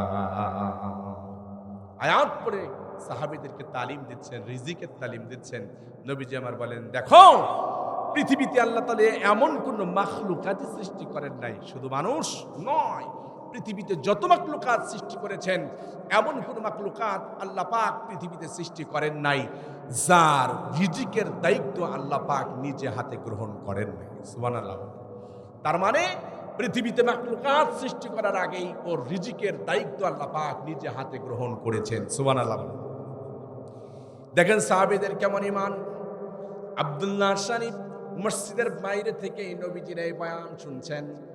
নবীজি বলছেন, রিজিকের মালিক আল্লাহ, রিজিক আল্লাহ পাক যেভাবে হোক তোমাকে দিয়ে দিবেন। পৃথিবীর সকল মাখলুকাতের রিজিকের দায়িত্ব আল্লাহ নিয়েছেন। এবার আব্দুল্লাহ শরীফ চিন্তা করলো, হায় রে, আমরা তো নবীজির কাছে রিজিকের জন্য বলতে এসেছি, অথচ সেই নবী বয়ান করছেন সাহাবীরা রিজিকের মালিক কে বলেন? আল্লাহ রিজিকের মালিক। তাহলে তো বুদ্ধিমান তো সেই ব্যক্তি যেই ব্যক্তি আসল মালিকের কাছে কিছু চায়, ঠিক কিনা বলেন? তাহলে নবীজির কাছে চাবো কেন? রিজিকের প্রয়োজন তো আমি আল্লাহর কাছে চাই। সুবহানাল্লাহ বলেন। আব্দুল্লাহ শরীফ মসজিদের ভিতরে ঢুকলেন না, নবীজির সাথে দেখা করলেন না, তিনি রিটার্ন করলেন।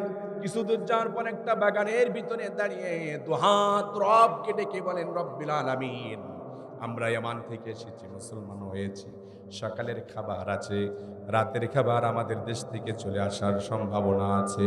ও রব্বি কারীম, তোমার রাসূল বলেছে তুমি তো রিজিকের মালিক, দুপুরের খাবারের আমাদের কোনো কিছু নাই, আল্লাহ তুমি দুপুরের খাবারের তোমার দরবার থেকে ব্যবস্থা করে দাও। আসল মালিক আল্লাহ তাআলাকে বলে আব্দুল্লাহ শরীফ চলে গিয়েছেন। এবার জিজ্ঞেস করে সাহাবায়ে কেরাম ইয়ামান থেকে যারা এসেছে, আব্দুল্লাহ শরীফ নবীজিকে বলেছো কিনা? আব্দুল্লাহ শরীফ হিকমত খাটালেন, মিথ্যা কথা বললেন না। তিনি বললেন, চিন্তা করার কোনো কারণ নাই, যাকে বললে পারে রিজিক আসার সম্ভাবনা রয়েছে, আসল জায়গায় রিজিকের কথা বলে এসেছি। সুবহানাল্লাহ বলেন। ওরা মনে করলো নবীজিকে হয়তো বলে এসেছে, কিন্তু উনি তো বলেন নাই। দুপুরের সময় হয়ে গেল, খাবারের সময়, নামাজ আদায় করলেন জোহরের। সাহাবায়ে কেরামরা অপলোক নেত্রে চেয়ে আছেন, কখন খাবার আসবে, ক্ষুধা লেগে গেছে। সাহাবীরা বলছে, আব্দুল্লাহ শরীফ তুমি কি ঠিক রকম বলেছো? এখনো খাবার তো আসতেছে না। আব্দুল্লাহ শরীফ বলেন, হায় আমি তো বলি নাই। ঠিক আছে, তোমরা একটু সবর করো, দেখা যাক কি হয়। কিছুক্ষণ পর দেখা গেল দুজন যুবক মাথার মধ্যে খামসা ভর্তি খাবার নিয়ে চলে এসেছে। সুবহানাল্লাহ বলেন। একজনের ডেস্কি নামানো হলো, দেখে ডেস্কির মধ্যে অসংখ্য সুন্দর সুন্দর রুটি বানানো। আরেকজনের ডেস্কি নামানো হলো, ডেস্কির মধ্যে সুন্দর করে গোশত ভুনা করা। যেহেতু ক্ষুধার টাইম একটু পার হয়ে গিয়েছে, সাহাবায়ে কেরামরা ওই দুইজন যুবকের পরিচয় জিজ্ঞেস করে নাই। এবার খাবারগুলো ৩০০ জন মানুষের মধ্যে বিতরণ করে দিয়েছে। সকলে তৃপ্তি সহকারে খেয়েছে। খাবার পরেও আবার কিছু খাবার, কিছু রুটি, কিছু গোশত বেঁচে গেছে। এবার সাহাবীরা বলছেন, যেহেতু আমাদের দুপুরের খাবারের প্রয়োজন ছিল সেটা মিটে গেছে, তাহলে বাকি খাবারগুলো নবীজির দরবারে পাঠায় দাও, গরিব মানুষদেরকে দান করে দেবে। ঠিক আছে, তাহলে সেই দুইজন যুবক কোথা? তাদের কাছে 2টা ডেক্সি দিয়ে দাও, নবীজির কাছে নিয়ে যাক, আর এইগুলো গরিব মানুষদেরকে দান করে দিই। কিন্তু সেই দুইজন যুবককে আর খুঁজে পাওয়া যায় না। এরা খাবার খাওয়ার ব্যস্ততার মধ্যে সেই দুইজন যুবক কোথায় যেন হারিয়ে গিয়েছে, এরা খুঁজে আর পায় না। এবার বলে, দুজন যুবক যেহেতু তারা নাই, তাহলে সাহাবীদের মধ্যে 2জন সাহাবী তোমরা 2টা ডেস্কি মাথায় করে নিয়ে নবীদের কাছে এটা দিয়ে আসো। তবে নবীজিকে বলে দিও, ওগো নবীজি, যেই খাবার আপনি পাঠিয়েছেন, গোশতগুলি এত মজা হয়েছে, রুটিগুলো এত সুন্দর হয়েছে, জিন্দেগিতে ইয়ামানবাসী এত মজার খাবার জিন্দেগিতেও খায় না।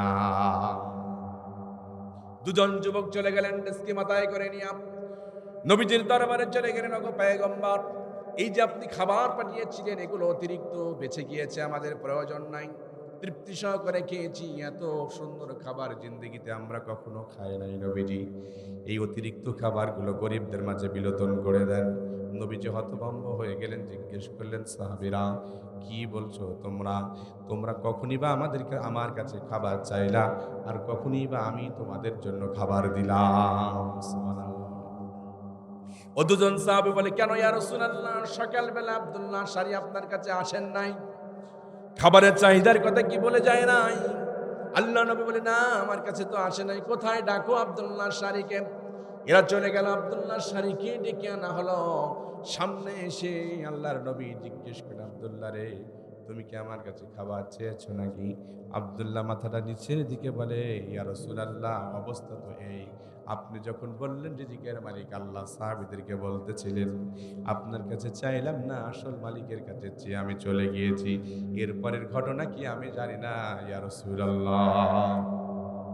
আল্লাহ নবী ডেকে বললেন, বুঝতে পেরেছি, আর বলতে হবে না। এই খাবারগুলো আসলে দুনিয়ার কোনো খাবার নয়। আর যেই দুইজন যুবক তোমাদেরকে ডেস্কে মাথায় করে খাবার পৌঁছে দিয়েছে, এ দুনিয়ার কোনো যুবক নয়। আল্লাহ পাক রব্বুল আলামিনের উপরে যে তোমরা ভরসা করেছো, আল্লাহ পাক রিজিকের বন্দোবস্ত করে দিয়েছে। দুজন ফেরেশতার মাধ্যমে আল্লাহ পাক রব্বুল আলামিন জান্নাতের খাবার তোমাদের কাছে এনে দিয়ে দিয়েছে। পারে কি পারে না বলেন? এই জন্য আল্লাহর দ্বীনের জন্য নিজেকে নিবেদিত প্রাণ করতে হবে। রিজিকের মালিক আল্লাহ, এই জন্য ইবাদত বন্দেগী করতে হবে আল্লাহ পাকের। আল্লাহ পাক রব্বুল আলামিন বলেন, শোনো দুনিয়ার মানুষেরা, তোমাদেরকে যে আল্লাহ পাক রিজিক দিয়েছেন, সেই রিজিক থেকে যদি তোমরা খরচ করতে পারো, আল্লাহ রব্বুল আলামিন তোমাদের রিজিকের মধ্যে বরকত দান করবে। সুবহানাল্লাহ।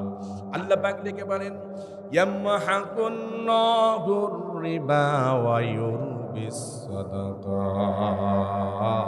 আল্লাহ পাক সুদকে ক্ষয় করে দেন আর সদকাকে আল্লাহ তাআলা বর্ধিত করে দেন।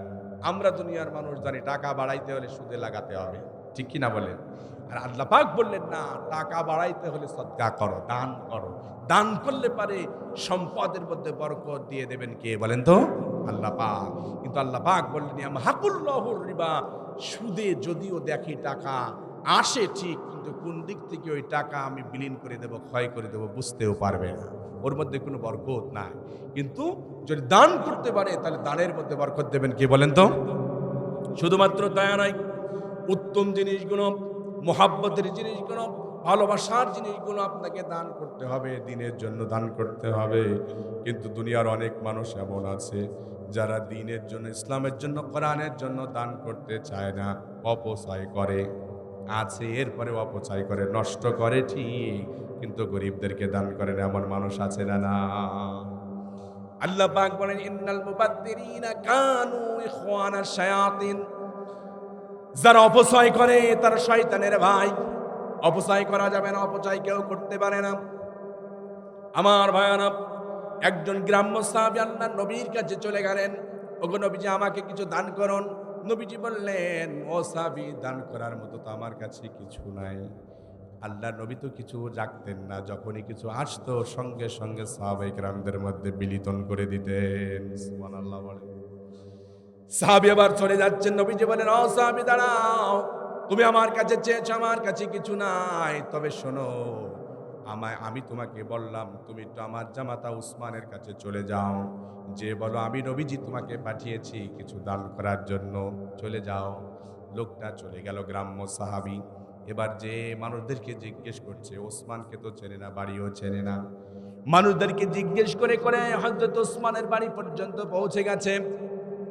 তখন তো বাড়িগুলো ছিল আপনার আগলা মেঘলা ঘরের ভিতর থেকে কথা বললেও বাইরে থেকে শোনা যায়।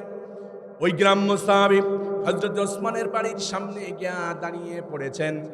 এবার হযরত উসমানের কথা ভিতর থেকে শুনতেছেন।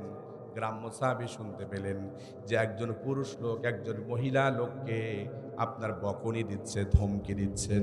ধমকিটা দিচ্ছে কিসের জন্য জানেন? আপনাকে এলাকায় মুরব্বী মানুষ যারা আছেন তারা বুঝবেন, বাচ্চারা এখন খুব একটা বোঝে না। আপনার হারিকেন আছে না? হারিকেন চিনেন? Lamp, lamp. এই ল্যাম্প কি দিয়ে চলে? তৈল দিয়ে চলে, তাই না? তৈল না দিলে পারে চলে? চলে না। তে গ্রাম্য সাহাবী বাইরে থেকে শুনতেছে, ঘরের ভিতরে একজন পুরুষ একজন মহিলা লোককে ধমকি দিচ্ছেন। কি কারণে? বলতেছে, এই তুমি গতকালকেও এই ল্যাম্পের পলতে বা চলতে যাই বলেন, এইটাকে তুমি বাড়াই দিয়েছিলে, আজকেও দিতেছো, কারণটাকে? তার মানে হলো ওইটাকে বাড়াই দিলে তেল বেশি খায় না কম খায়? কথা কয় না, কম না বেশি খায়? বেশি খায়। তো কালকেও তুমি বাড়িয়ে দিয়েছো, আজকেও বাড়িয়ে দিচ্ছ, এই নিয়ে একজন পুরুষ একজন মহিলাকে বকছে। আসলেই যদি এই পুরুষটা ওসমান হয়, আর আমাকে যে কিছু দান করার জন্য এখানে পাঠাইলো, যে পলতিটা একটু বাড়াই দিলে পারে স্ত্রীকে ধমক দেয়, সে কি কোনো কিছু দান করতে পারে? তো চিন্তা করছে যে এ কার কাছে আমার রসুল পাঠাইলো, আমার এর মতো কৃপণ তো দুনিয়াতে আরেকটাও না। অন্য রেওয়ায়েতের মধ্যে এসেছে যে এই লোকটা ওখান থেকে ঘুরে গিয়ে আল্লাহর নবীর কাছে গেছেন, যার পরে নবীজি আমার বলছেন ঠিক আছে তুমি যাও, চিন্তা করো না, তুমি যাও ফের। তো এবার আসছে, আসার পরে দেখতেছেন হযরতে ওসমান রাদিয়াল্লাহু তাআলা আনহু তিনি পিপিলিকার মুখ থেকে কিছু খাদ্য, পিপিলিকা নিয়ে যায় না, খাদ্য কিছু চাউল ডাউল যায় বলেন, ওইগুলো পিপিলিকার মুখ থেকে কেড়ে কেড়ে কেড়ে কেড়ে নিয়ে আবার রাখতেছেন। বলেন তো এর চাইতে কৃপণ আর কেউ হইতে পারে যে পিপিলিকার মুখ থেকে খাবার কেড়ে নেয়? তো লোকটা চিন্তা করলো নবীজি এমন একটা মানুষের কাছে পাঠাইছে যে পিপিলিকার মুখ থেকে খাবার কেড়ে নেয়, এটা কেমন কথা, আর আমারে কিছু দান করবে নি? তো অযথা বলে অপমানিত না হইয়া নবীর দরবারে আবার ফেরত গেছে। নবী বলছে আরে চিন্তা করো না, তুমি যাও না, আমার নাম করে তুমি বলতে থাকো।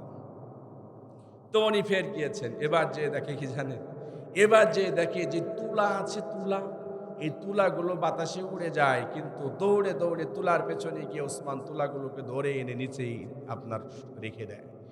তুলার পেছনে যে দৌড়ায় তার মতো কৃপণ আর কে হতে পারে?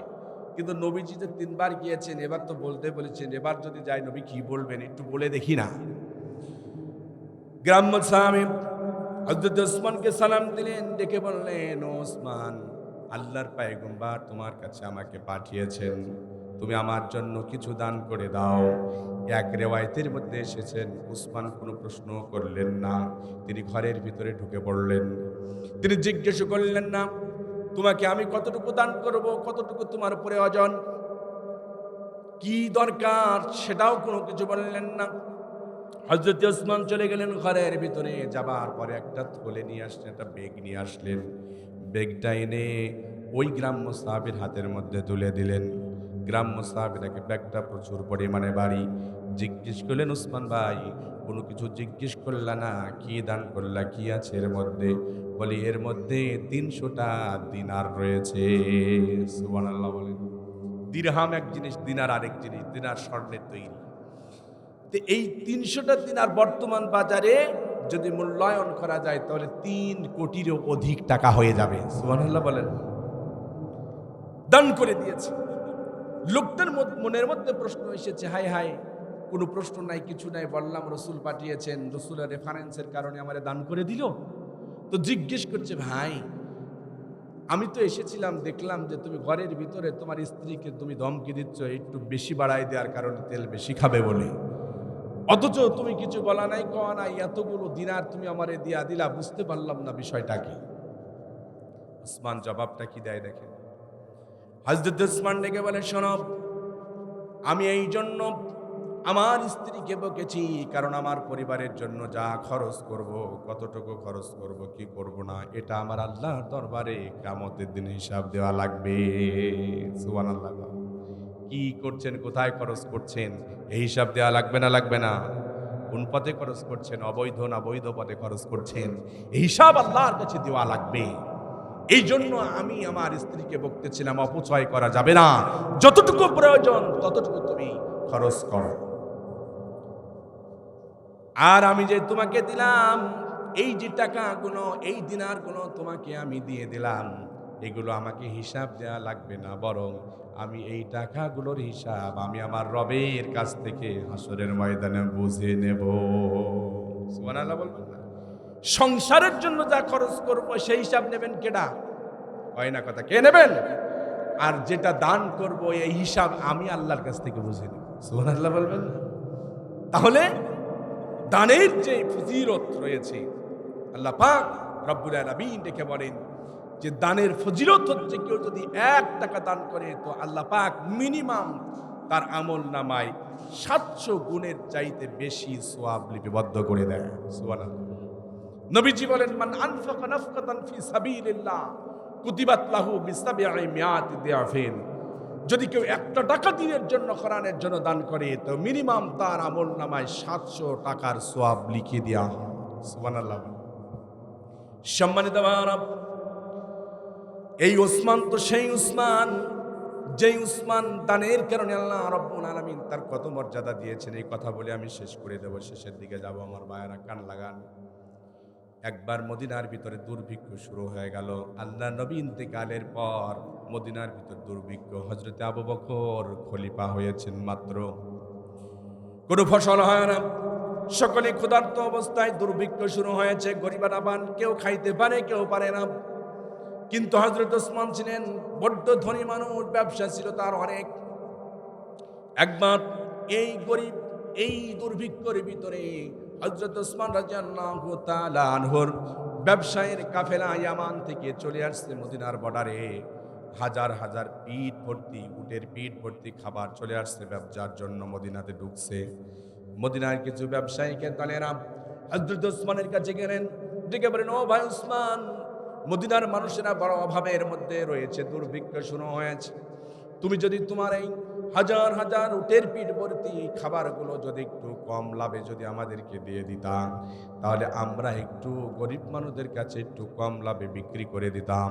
তুমি একটু কম লাভ নেও না, তোমার তো হাজার হাজার খাবার রয়েছে, ব্যবসা রয়েছে। যাদের হৃদয়ে আছে আল্লাহর ভয়, তারা কভু পথ ভুলে যায় না।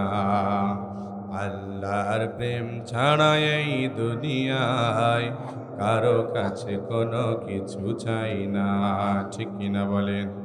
যাদের হৃদয়ে আছে আল্লাহর ভয়, তারা কভু পথ ভুলে যায় না।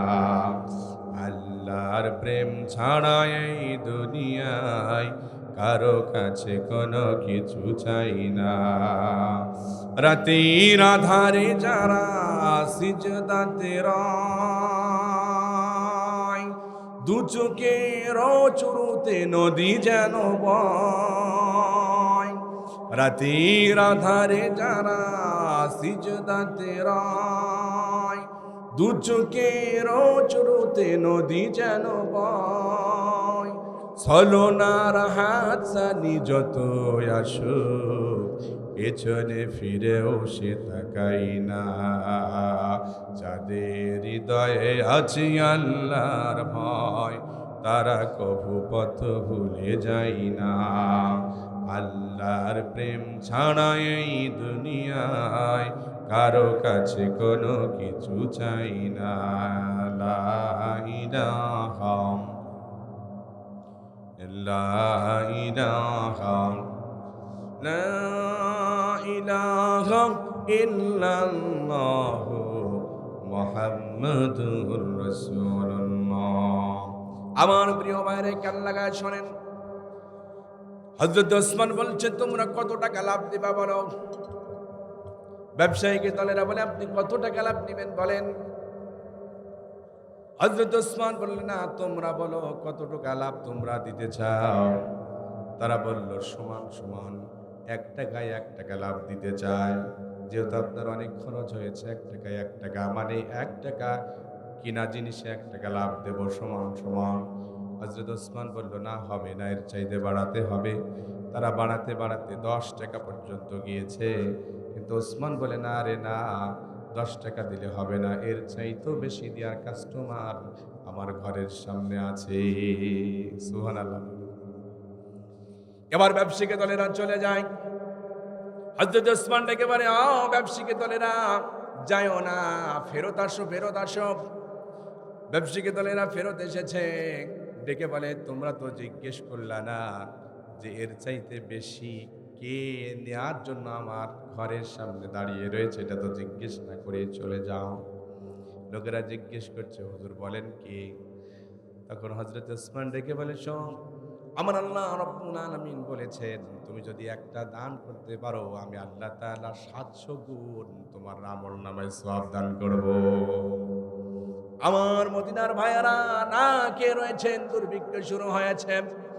আমার হাজার হাজার উটের পিঠ ভর্তি, হাজার হাজার মাল বস্তা, এইগুলো আমি আজকে তোমাদের সাথে ব্যবসা করব না, আজকে ব্যবসা করবো আল্লাহর সাথে। যাও যাও, এই সব মালগুলো আমি মদিনার সব গরিব ভাইদের জন্য অক্ষ করে দিলাম, দান করে দিলাম। সুবহানাল্লাহ বলে, 1 টাকাও লাগবে না, দান করে দিলাম। যাও। এবার মজার ঘটনাটা শোনেন, কিসের জন্য এই কথাটা বলছি।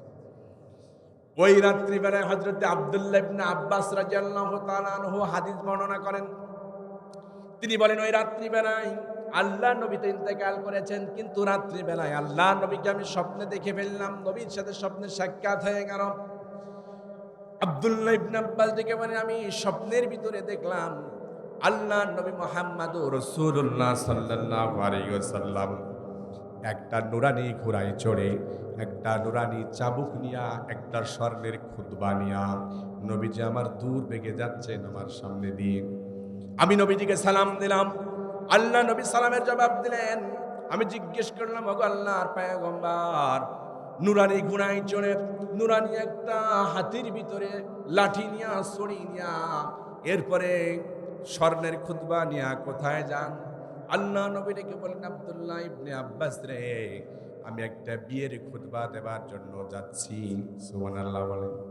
ওগো নবীজি, কার বিয়ে, কার বিয়ের খুতবার জন্য স্বর্ণের খুতবা নিয়ে আপনি নবী যাচ্ছেন এত দ্রুত? নবীজি আমার বলেন, ও আব্দুল্লাহ ইবনে আব্বাস শোনো, আমার আল্লাহ রাব্বুল আলামিন একটা বিয়ের ম্যানেজমেন্ট করেছে, অ্যারেঞ্জমেন্ট করেছে। মজার কথা শোনো আব্দুল্লাহ ইবনে আব্বাস, আল্লাহ রাব্বুল আলামিন যেই বিয়ের আয়োজন করেছেন, সেই বিয়ের পর রয়েছে এই পৃথিবীর জমিনে, আর এই বিয়ের কন রয়েছে আল্লাহর জান্নাতে। এই বিয়েটা পড়ানোর জন্য আমার আল্লাহ রাব্বুল আলামিন আমাকে ডেকেছেন খুতবা দেবার জন্য। সুবহানাল্লাহ বলেন। আব্দুল্লাহ ইবনে আব্বাস বলে, ইয়া রাসূলুল্লাহ, কে সেই সৌভাগ্যবান ব্যক্তি যে পৃথিবীতে থেকে আল্লাহর জান্নাতে আল্লাহর আয়োজনে বিয়ে করার জন্য আপনাকে খুতবা দেবার জন্য আল্লাহ মনোনীত করেছেন? কে সেই সৌভাগ্যবান ব্যক্তি জানতে বড় মনে চায়, যে এখনো পৃথিবীতে রয়েছেন? আল্লাহর নবী ডেকে বলেন, ও আব্দুল্লাহ ইবনে আব্বাস, গত দিনের বেলা কি তুমি মদিনাতে ছিলা না? কইছিলাম হুজুর। তুমি কে দেখো না আমার জামাতা হযরত ওসমান হাজার হাজার উটের পিঠ ভর্তি খাবারগুলো মদিনার গরিব মানুষদেরকে বিনা টাকায় দান করে দিয়েছে?